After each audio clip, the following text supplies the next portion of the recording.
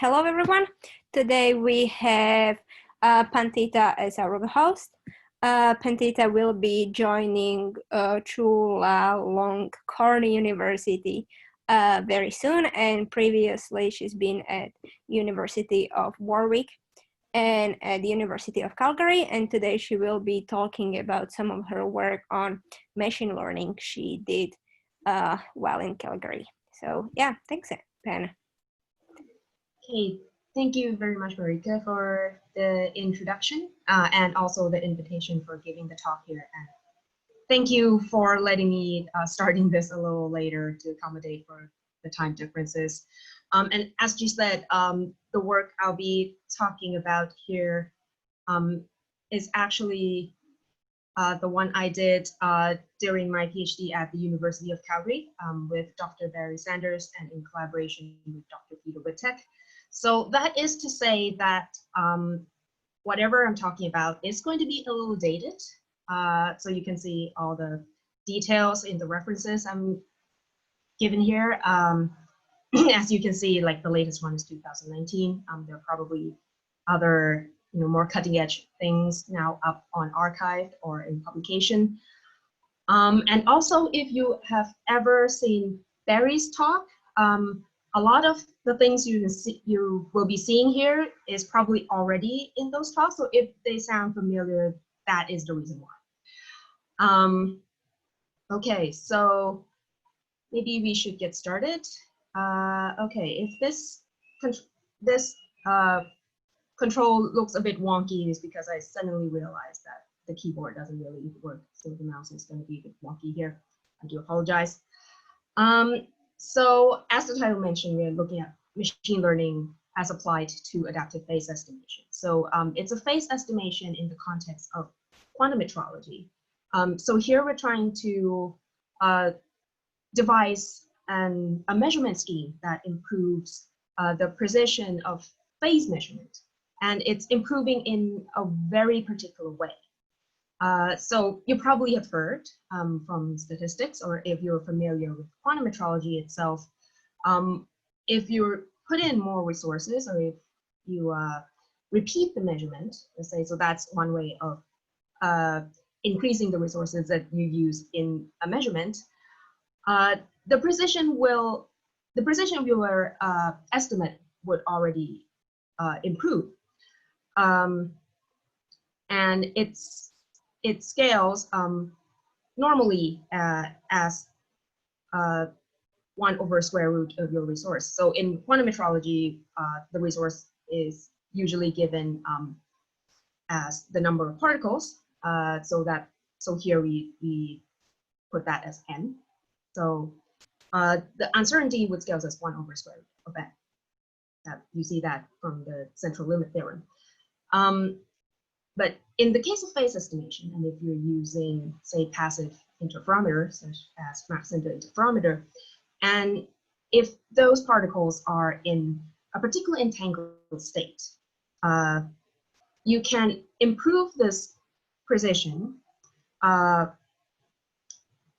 to, in the best case scenario, let's say in the best case scenario, you can get this uncertainty to scale as 1 over n. So that's a quadratic improvement in precision. And this scaling is known as the Heisenberg limit.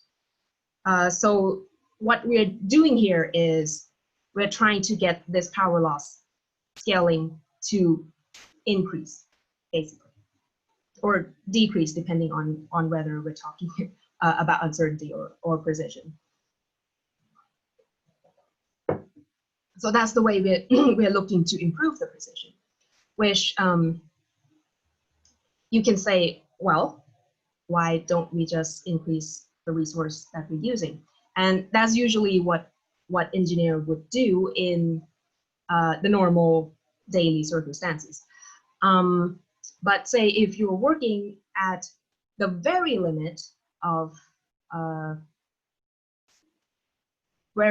let's say you're working at the very limit of the way you can use your resources. Let's say maybe because the phenomenon you're trying to measure is a transient phenomenon, and it's a very small phenomenon, such as gravitational waves, so it comes and goes rather quickly, and it's also very small. So in that case, you might be already using a lot of resources, but you can't really repeat your measurement because it's already gone. So in that case, being able to improve that precision with tricks in quantum metrology will allow you to detect many more detection events by still using the same number of resources that you have. At the other end of the spectrum, even though at the other end of the spectrum, you might have very small number of resources available, such as in more recent years, people are interested in using NV centers. So those are defects in in diamond crystals, and use that for the purpose of measuring magnetic fields.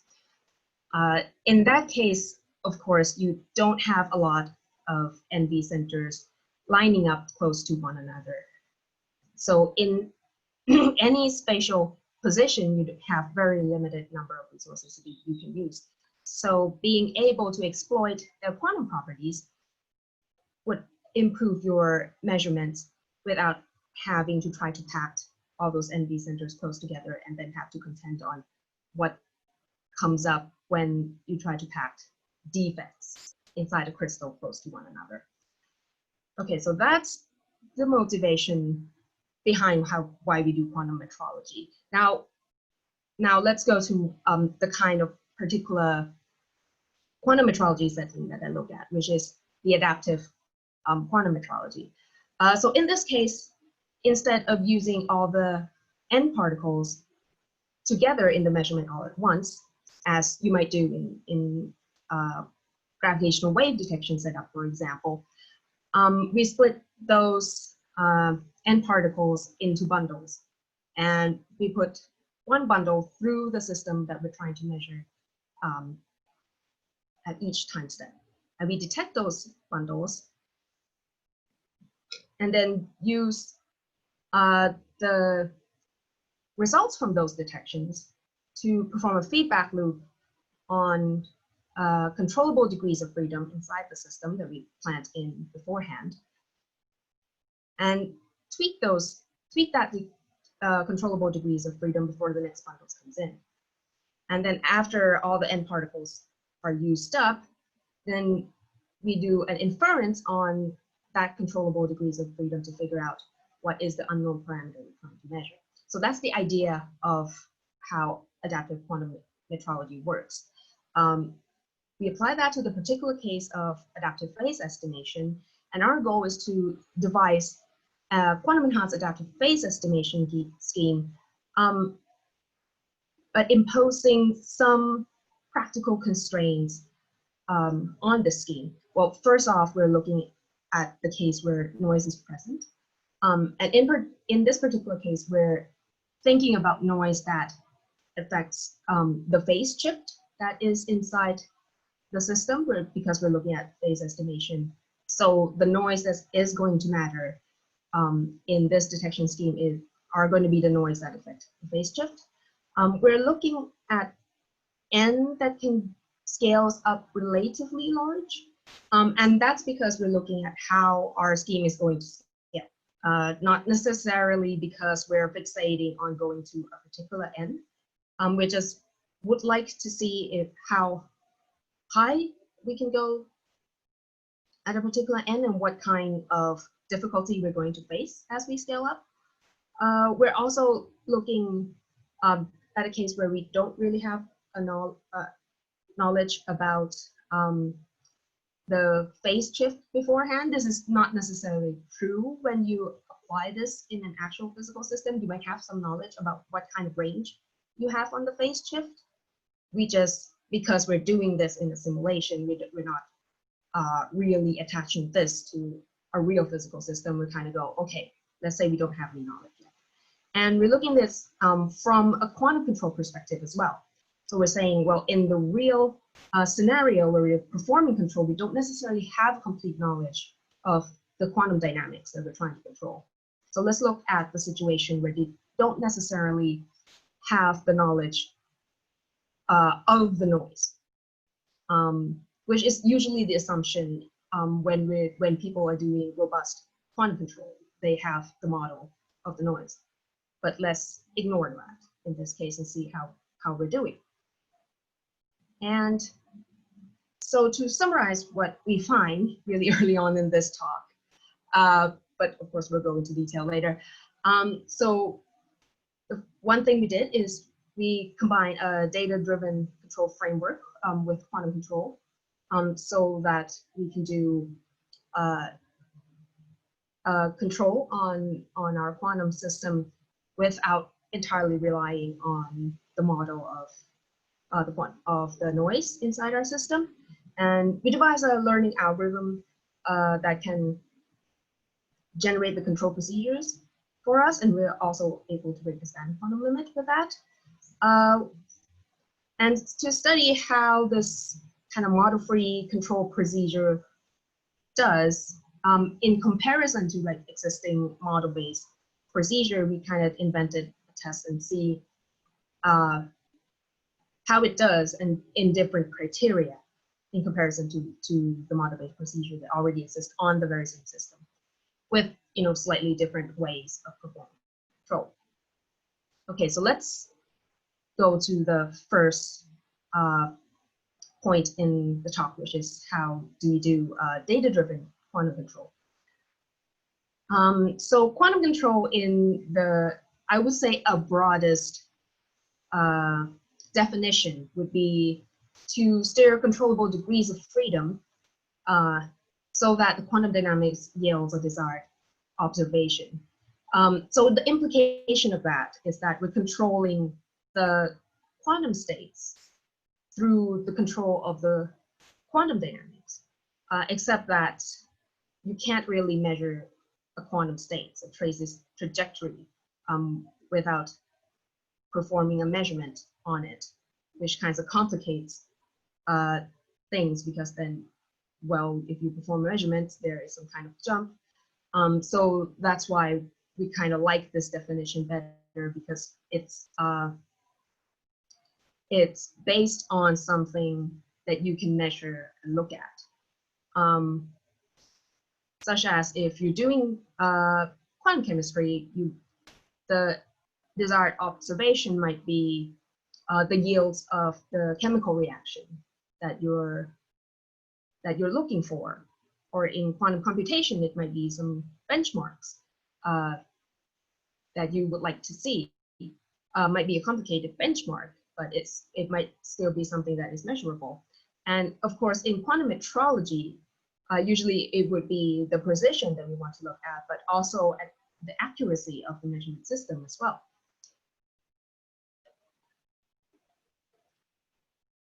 And so in order to do data-driven control framework, first we have to kind of talk about what would be the quantum control framework. So the diagram here would be what control engineer would draw after have taken like a basic course in control engineering.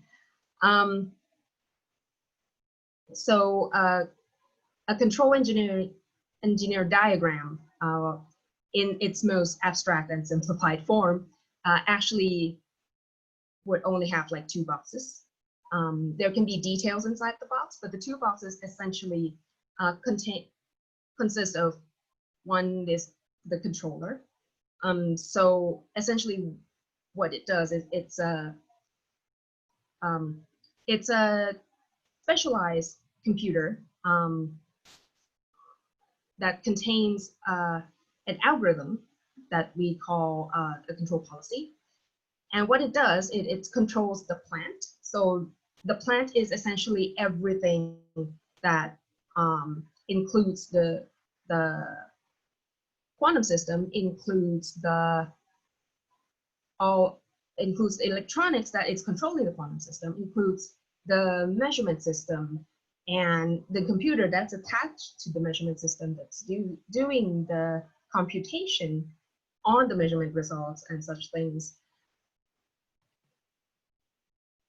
And it's giving the results from those measurements. So, and between these two boxes, the control and the plants, are all the channels that are communicating between the two. So the control takes in R, which we call the control goal. So that's what the user gives in to tell the controller, hey, this is what we want the plant to do. And the controller uses this control policy, which is given beforehand, to steer the plant to this goal. So it's monitoring the plant through the feedback Y and giving the order through the input U.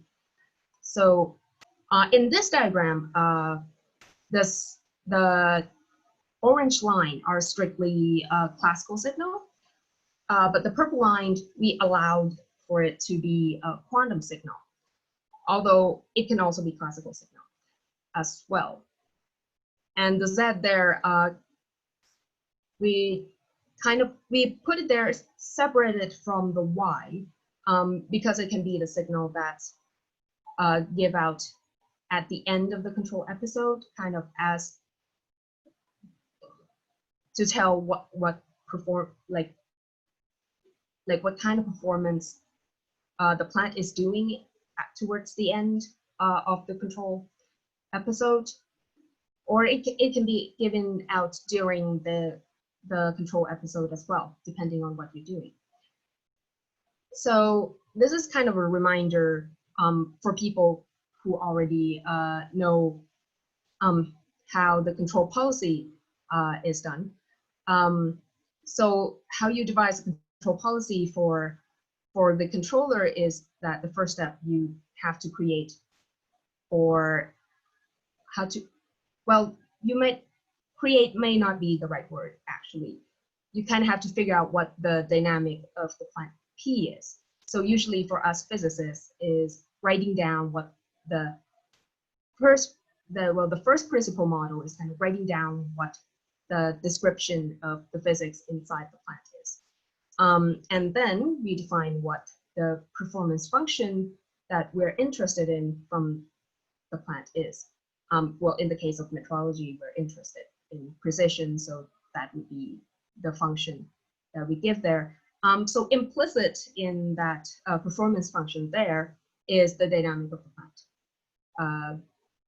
I'm just writing the policy there just to make it clear that we're interested in the performance function as a function of the policy.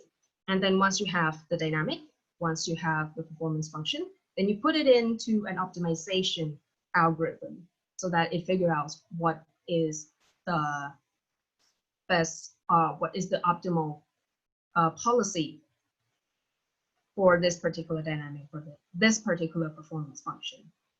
And then cross your fingers, and if there is an optimal, a single optimal policy that's easy to find, then you would get it. Because that's model-based control do have some limitations. And this is known from like classical control. It's not a limitation that exists in just like quantum control. So like the cases where these limitations might comes up is when you try to scale up the control system. Or you can see that if you think about how you would, like what would happen if you scale up the number of particles inside a quantum system, for example. Because once you scale up the number of particles, then you have to also scale up the complexity of the dynamic of the equation. If it's a quantum system, there is going to be entanglement with those particles, between those particles. Then you can think of the size of metrics representation that that's going to go to. And that's going to be, then the dynamic equation is going to start to become really challenging to be used by the optimization algorithm. And then there's also the implicit requirement of the model-based control, which is that any model that can be used for control has to be accurate enough. And I have to put that in quotation mark because there is no good definition of what accurate enough is. Unless and until you actually compare that model to any data you have gotten from the plant. And there are, of course, engineers who said, then forget about first principle model. We're just going to make model directly from data. And that's good in the case where if you look at the physics of the plant and it's just too complicated, maybe because it is a large system.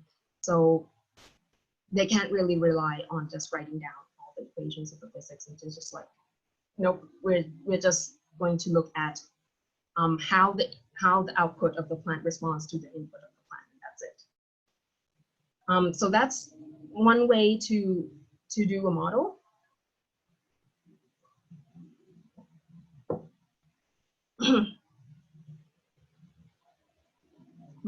But then that also can also run into the problem in the sense that then how do you know you have already explored all the input space to the plant? So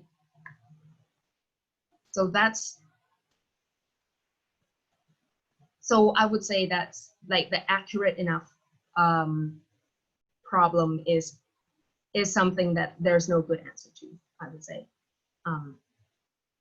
So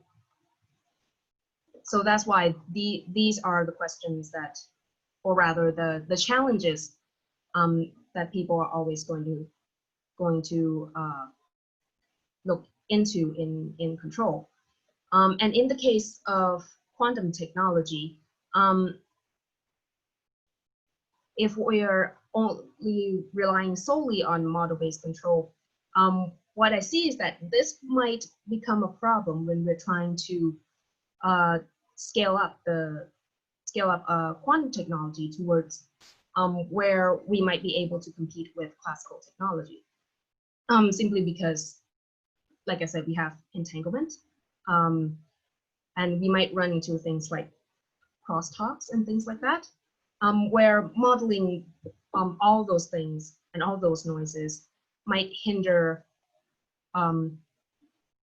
the process of optimizing for optimal policy by doing it this way. So again, because classical control people has already run into this problem, they already kind of figure out an approach that they want to try. That is to use data to directly devise a policy. So data-driven framework as it purest, I would say, is to use the input-output data from the control loop, and then use that to directly design the control policy. So that is why there is an additional loop here outside the control loop that goes to another controller that more recent literature would call a supervisory controller, or more or older literature would call them a learner. That's why I put them both there, because that depends on like how old the literature you're looking at. And this controller's job is to learn from these data and figure out what squiggly role you're supposed to be and give it to the controller inside the control loop. So in the purest form, data-driven control should be able to do this model free. What it means is that it doesn't need the model of the dynamic of the plant. That is not equal to not knowing what the plant is doing. And that is because you still have to construct the control loop before you put in all these external loop to do the learning. And so in that sense, you still need to know what kind of controllable degrees of freedom you need to be able to perform control, what kind of measurement you need to put in to make this control loop work. So that's why I need to emphasize that model free doesn't mean you can start out all this without the knowledge of what's going on inside the plant. You still need to know some kind of knowledge about the dynamic of the plant. And okay, so that part of the talk is pretty much on the abstract level. I think it's much better to, for the understanding, to be able to see an example. So we're going to have a look at the quantum enhanced adaptive phase estimation, which is the project that I did for my PhD.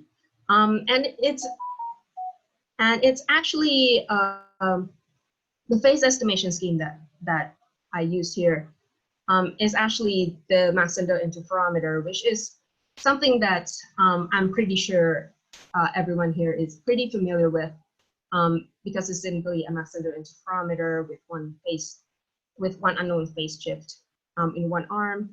We simply plugged in another controllable phase shifter in the other arm to you can think of it as trying to counteract the unknown phase shifter.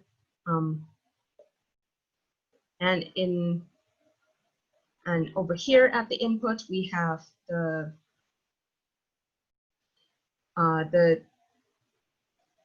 quantum state of n particles. So here is the train of the n particle that we're putting in one photon at a time.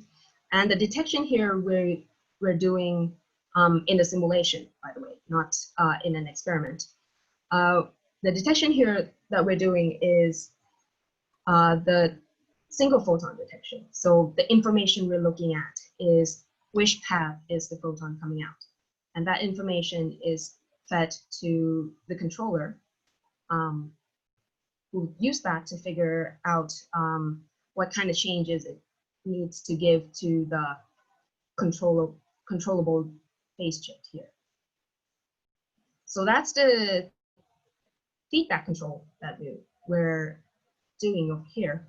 Inside the plant also is a computer that during the learning phase, so that is the phase where the supervisory controller is trying to figure out what would be the best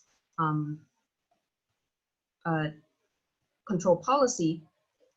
The computer here actually randomly generates the phase shift, so it does know what the phase shift in the lower arm is.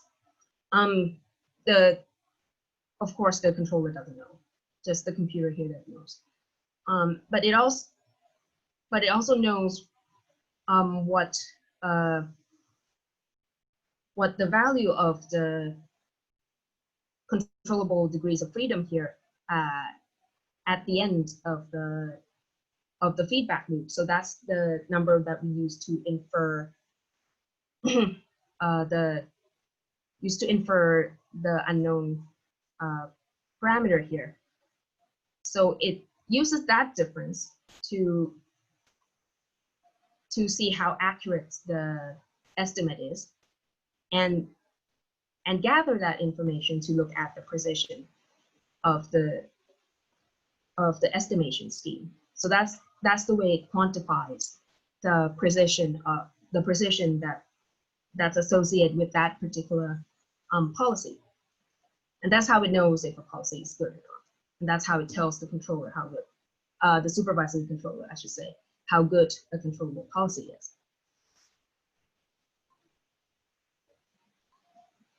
So that's essentially how this two control loop works for the adaptive phase estimation.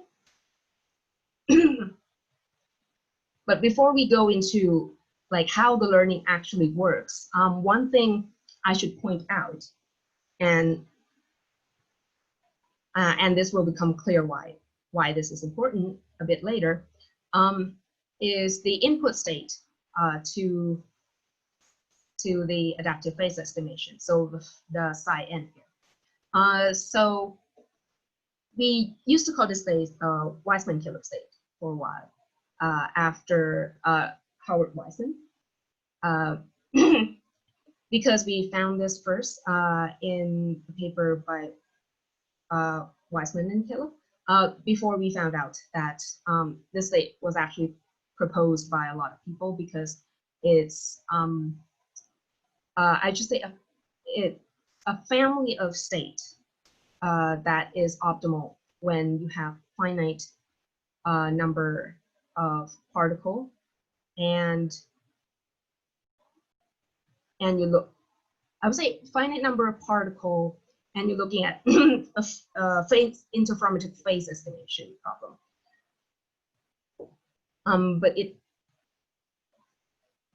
But in this situation, when you're injecting one photon at a time, what turns out to be a slight issue if you're trying to do learning during the feedback loop is that because it peaks at basically 50-50,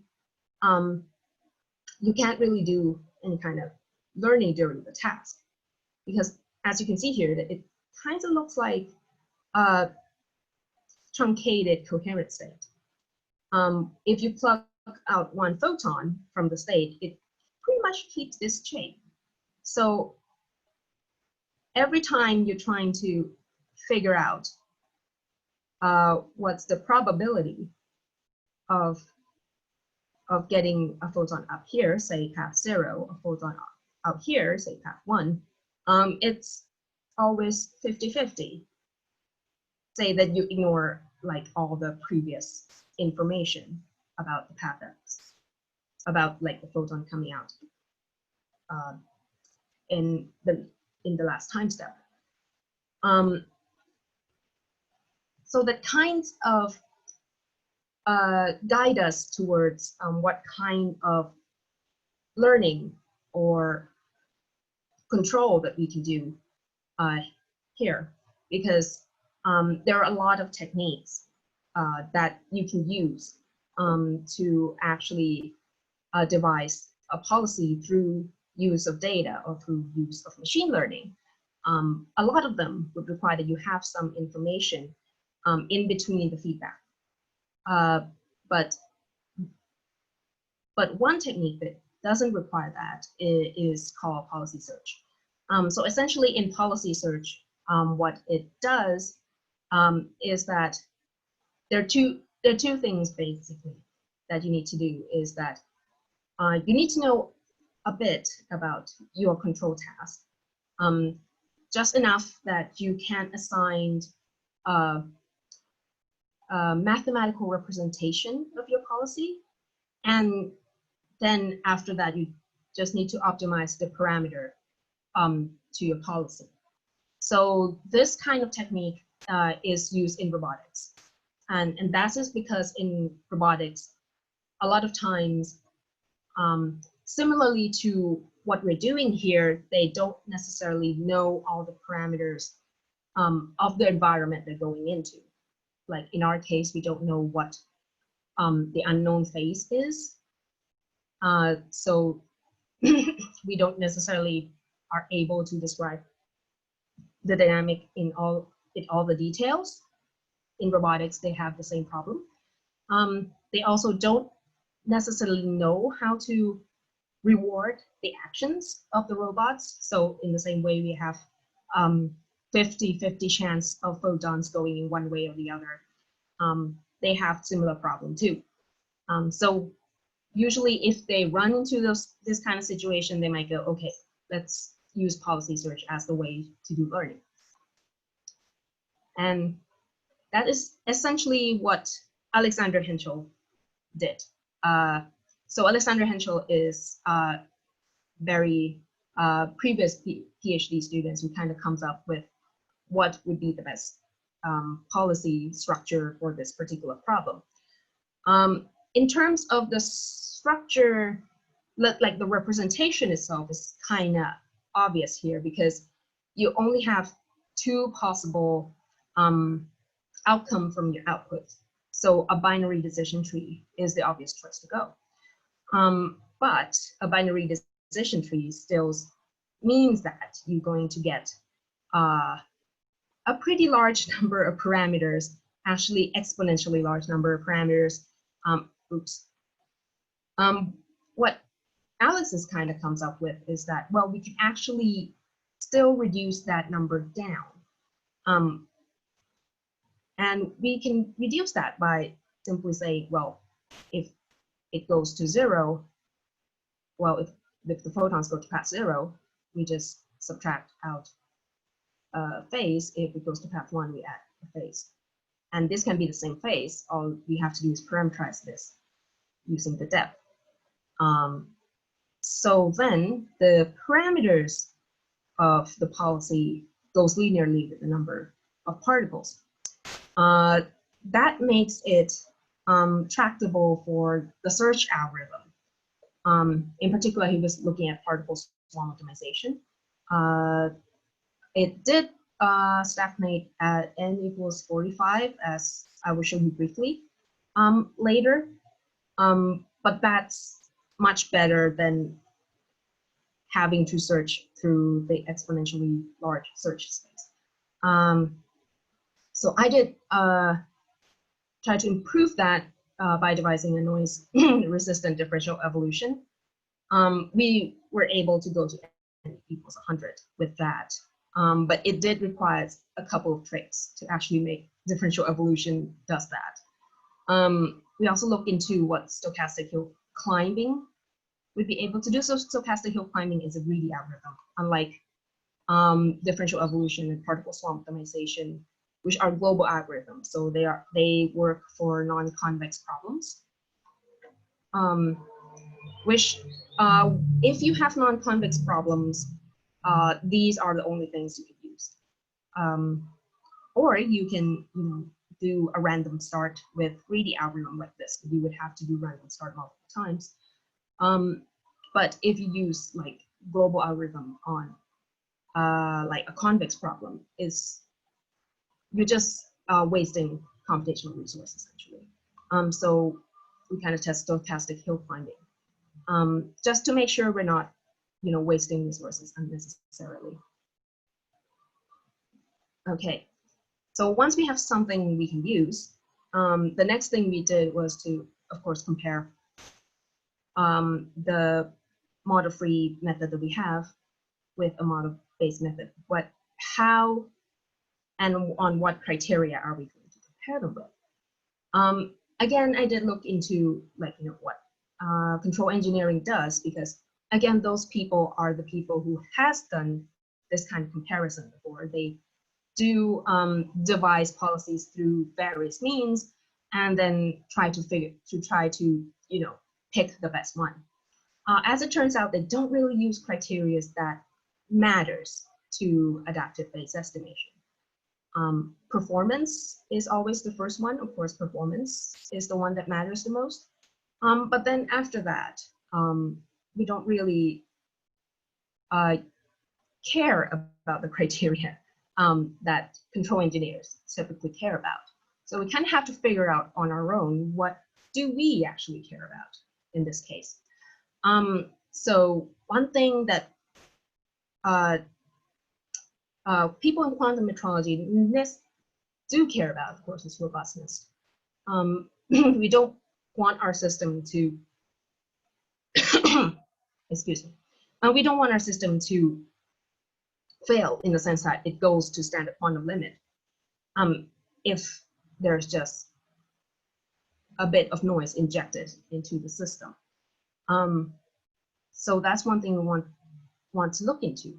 But typically, of course, when people talk about robustness in quantum control sense, for example. They're talking about robustness to a known noise. So here we want to talk about robustness to an unknown noise. So that is something we have to define carefully before we can do a comparison. So two other things we also want to look at here, and this comes out from conversation and discussion with like other people and experimenters through the years that we kind of summarize here, is that we look at the resource that we use in devising a policy as defined by computer science, so it's time complexity and space complexity, and resources in executing the policy. And the reason is that we talk to experimentalists, and usually the things that kinds of hinders them from trying database method is that resources that's used to devise policies are high for them. And this is understandable because when you're doing simulations, you can put your code up on a cluster or a cloud and forget about it for a couple of days. In an experiment, you can't just turn on an experiment and forget about it for a couple of days. People have to be there to make sure that things run. So they don't typically want to do that. And also, things that runs on a computer in milliseconds can take hours inside an experiment. So that's one thing experimentalists want to know. How long is it really that I need to run my experiment for if I want to use your method? We use time complexity because, we don't necessarily know exactly what time it's going to take, but we want to show how much it's going to scale. Again, in resource for execution, the same idea. We're showing complexity because we don't know the time necessarily, but we want to show how much it's going to scale. And so people can go and figure it out in their own system, what kind of time it might be for them if they're using this kind of control policy. And it can be compared between policy types by thinking of those policies as algorithms or programs, and calculate in those terms instead of trying to compute them in terms of time. Okay, and so what model-based method are we comparing with?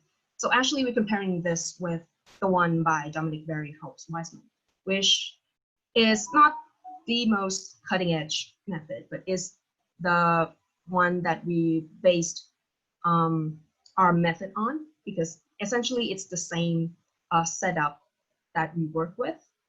And that's a good thing because there are not a lot of differences between our setup and theirs. So it's the same input state, it's the same Mach-Zehnder interferometer, it's the same. So the feedback use only the measurement, use only the measurement outcome from like the current time step and not the previous time step. So we don't have to worry about whether that information, like the information of the previous, how the information of the previous time step factors in to the control in this case. And also, what I want to emphasize is that this comparison is not to show that model free is like the best or whatever, or if we can beat the best model based. The comparison is rather to study like what is the advantage and disadvantage of these two types of like policy design. So that's why we want like the physics of the system and like the basics of how the control is done to be as similar to each other as possible, so that we can have some comparison, so we can have meaningful comparison and understanding out of this study. And one thing, of course, that we definitely want to do, because this is the point that has been emphasized a lot in control, is that we have like the model-based method here assumes that there is no noise. In our case, we are ignorant of the noise, but the noise is in the data. So in principle, we should be able to adapt to the noise better than theirs, but there's no guarantee. So we want to see what's going to happen in this case. Okay, so now I mentioned before that we want to test for robustness to unknown noise as well. So in this case, we use 4 types of noise to do the test. So we use normal noise, so the typical Gaussian noise that we typically assume the noise inside any system to be. But we also use random telegraph noise as an example of a discretized noise. We also use skew normal noise as an example of a skew noise with a short tail, and a log normal noise as an example of a skew noise but with a long tail. And what we're looking at is we're looking at what kind of what is the robustness threshold. So the robustness is when the measurement system is still able to break the standard quantum limit, but the robustness threshold is the value of the variance of the distribution of the noise when the system is no longer able to maintain the better than SQL scaling. So now we're ready to go to the results. So this is the first result that we have, the very old 2016 results.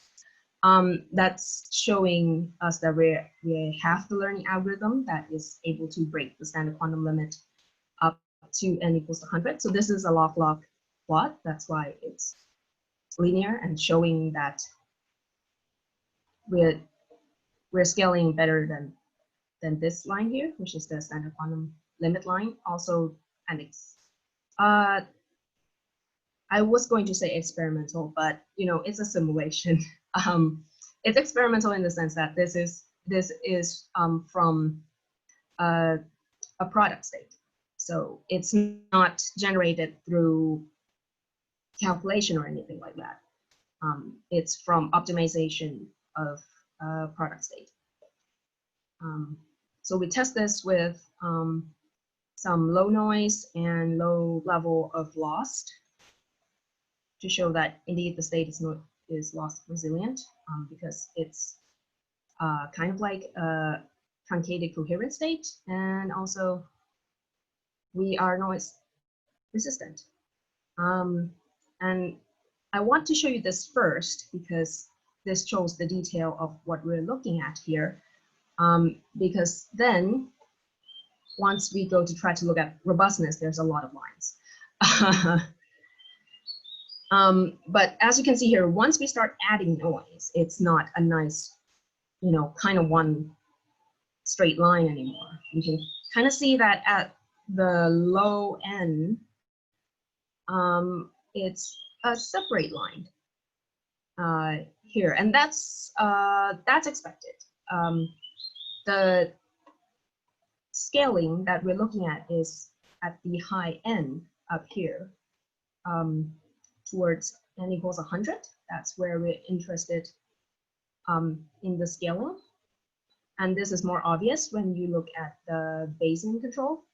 At lower end, some of them are not even a straight line anymore.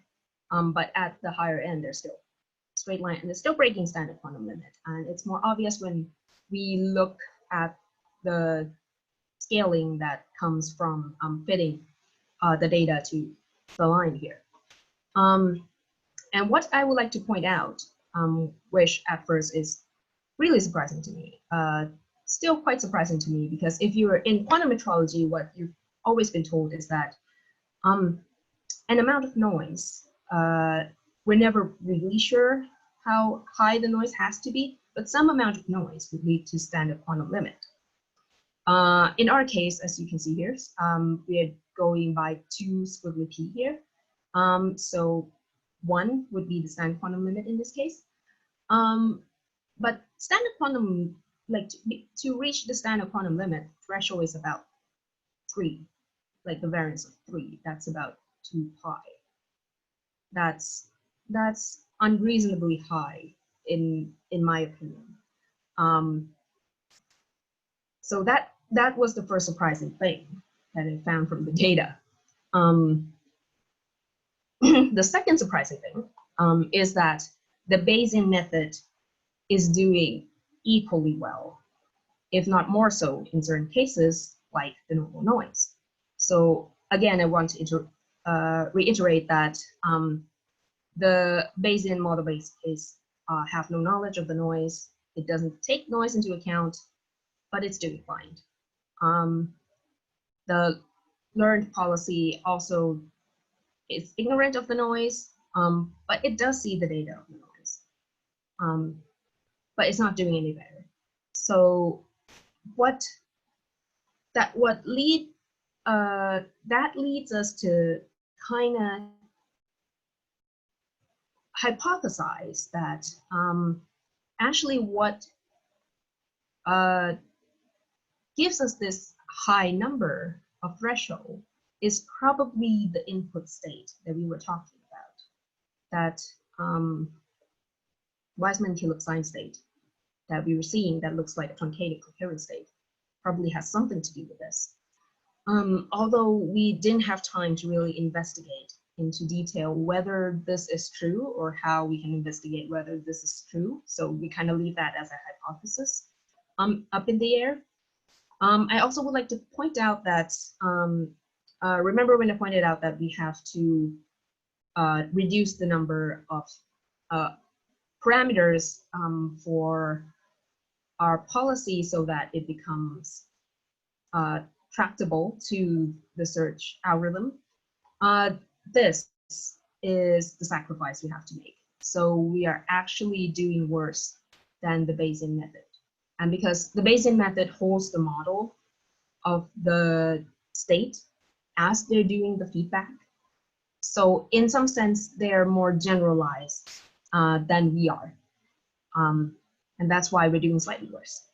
But because they're using the model as they're performing feedback, they are actually using up a lot more computational resources to do the control. So they're slower than our control policy here. Although I also should point out that because we are a learned policy, we have to pay a one-time cost for learning that policy. But again, it can be done way before the controller has to be used, and then you can have a fast controller to use afterwards. Okay, so that is the summary of the results. So as for the future directions, so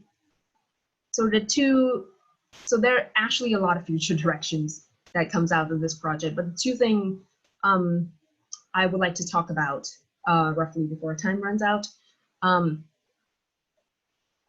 is that as you've seen from the last slide, is that the learned, the machine learning method is not necessarily the best method for quantum control.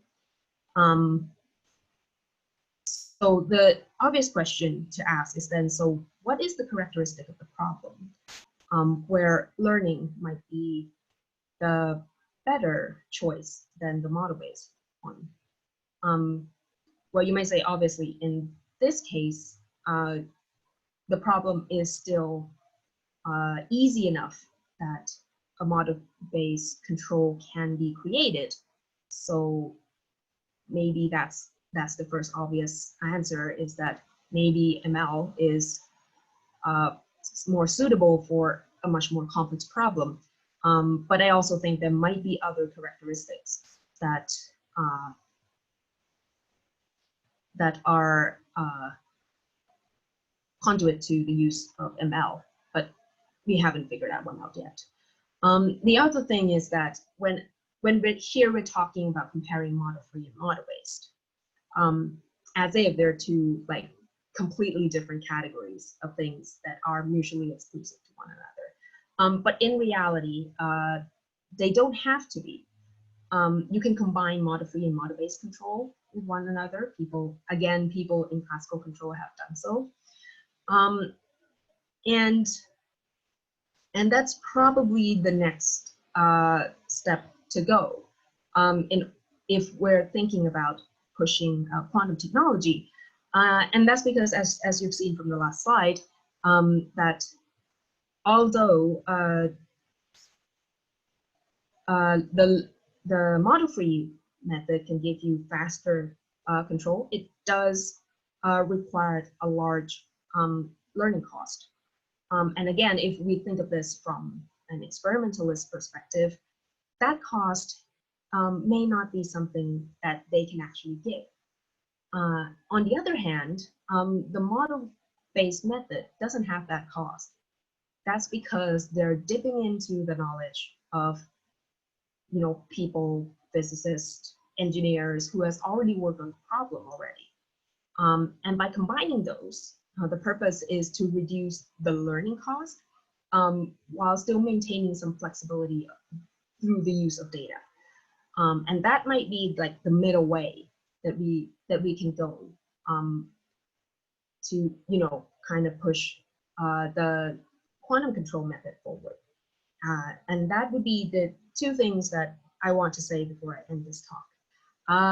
And that would be all that I want to say for today. Thank you very much for your attention. Okay, thank you, Pan, for a very nice talk.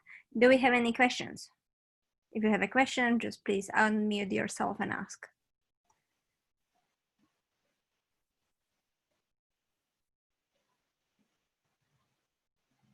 And I had a question about looking at like additional kind of non-quantum modeling. So maybe there's some classical noise that's added in addition to, say, on the policy, on top of the policy. Like, so like if you have a physical system and there's control lines going down into your fridge, there might be additional distortions or noise that are added there, and possibly also in the measurements. Have you, do you know, like, do you have a sense of how easy your approach would be to capture these aspects as well? So additional non-quantum noise. I would say it depends on whether it would show up in the data, I would say. Sure, right, yeah. I guess, Yeah. right, there would be, but maybe, you know, there are choices of like actions that you can take Yeah. that Totally. that allow you to see these effects. I wonder if you could automatically create some sort of machine learning system to extract those. So you're thinking, just to clarify, so you're thinking of whether it is possible to create kind of like a machine learning system that also monitors noise. Is kind of like the idea. Well, I mean, I guess ultimately you just want to create some gate, right? You want to create a C0 gate, and in order to do that with high fidelity, you might have to, you might not have a clean quantum system. There might be, you know, it's not just a 2 qubits, it's 2 qubits plus a whole bunch of electronics that are sitting around and classical devices. So can there be one automated system that models the whole thing, not just you have to cordon off this quantum part of it? Mm-hmm. I said it is possible. It's definitely sound complicated. That's one thing.